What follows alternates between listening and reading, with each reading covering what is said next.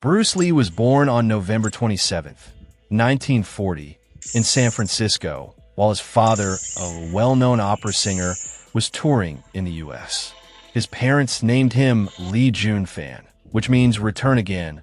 Hoping he would one day return to America for something great, he was born in the year and hour of the dragon, a sign of power and destiny in Chinese culture. Soon after, his family moved back to Hong Kong, where Bruce grew up. Bruce was full of energy. His parents called him a firecracker. But life wasn't easy. He had poor eyesight and one leg slightly shorter than the other. Instead of letting these problems hold him back, he trained harder than anyone. Just 3 months old, Bruce appeared in his first film. By his teenage years, he had acted in over 20 movies. But he wasn't focused on acting. He loved dancing, fighting, and street life. At 13 years old, everything changed. After losing a street fight, his father introduced him to Ip Man, the master of Wing Chun Kung Fu. Bruce trained with incredible discipline, even when some students refused to fight alongside him because of his mixed heritage. Every day, he practiced hundreds of punches and kicks until his speed became almost invisible to the eye. But Bruce's street fights got him into trouble, and his parents feared for his future. At 18, with just $100 in his pocket, Bruce left Hong Kong and moved back to America. In 1959, Bruce arrived in Seattle. He had no money, no connections, and lived in a small room above a restaurant, working odd jobs to survive.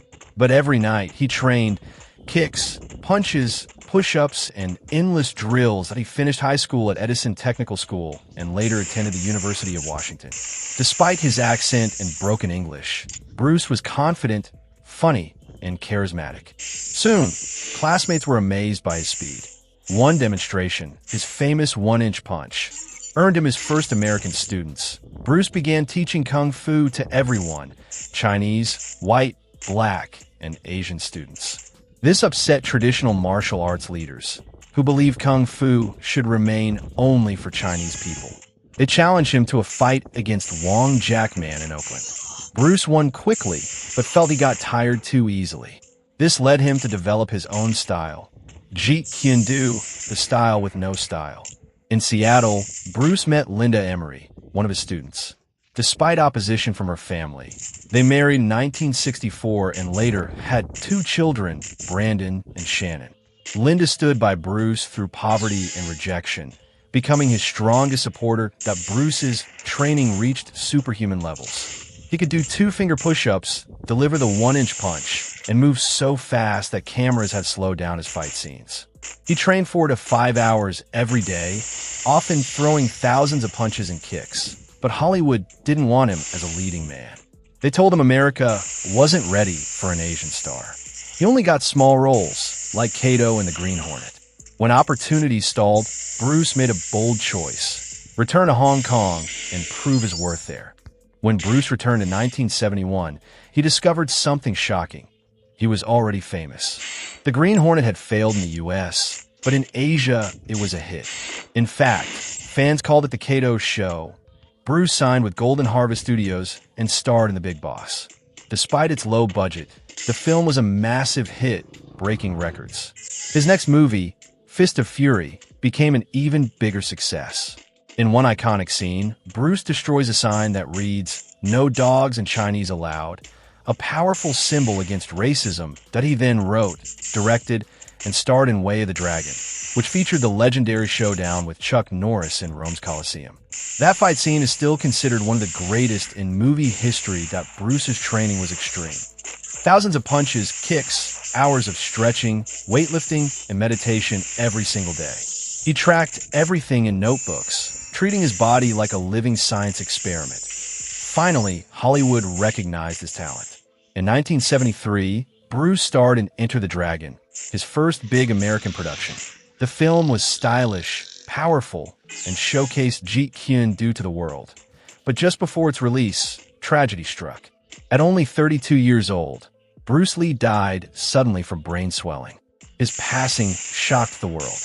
Enter the Dragon was released just 6 days after Bruce's death. It became a global hit, earning over $350 million and making Bruce an international icon. Although his life was short, Bruce's teachings, philosophy, and spirit lived on. He wasn't just a fighter. He was a thinker, writer, and teacher.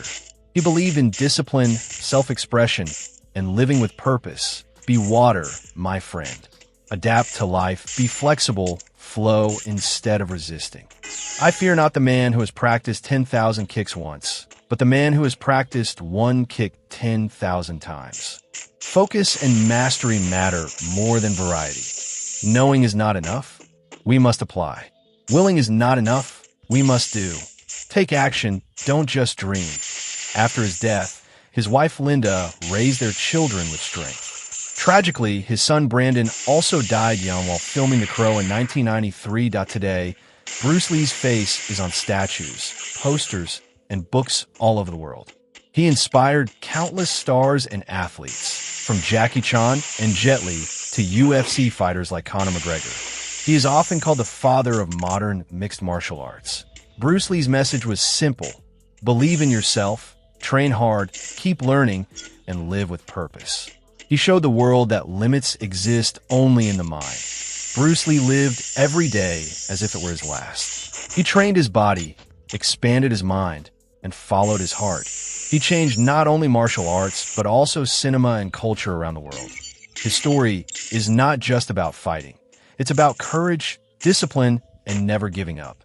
If there's one lesson to take from his life, it's this: don't wait. Don't doubt yourself. Be like water, strong, adaptable, and unstoppable.